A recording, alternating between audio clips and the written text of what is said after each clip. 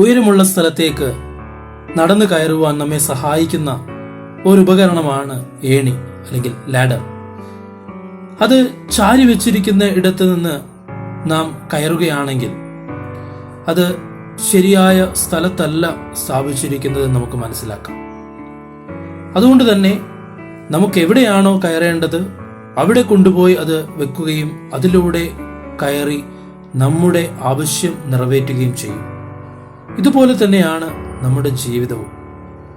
നാം കയറുവാൻ ഉദ്ദേശിക്കുന്ന സ്ഥലത്ത് തന്നെ നമ്മുടെ ലാഡർ ഉണ്ടായിരിക്കണം. അല്ലെങ്കിൽ എവിടെയോ ചാരി വെച്ചിരിക്കുന്ന ആ ഏണിയിൽ കയറിപ്പോയാൽ നമുക്ക് നമ്മുടെ ലക്ഷ്യത്തിലെത്താൻ കഴിയില്ല.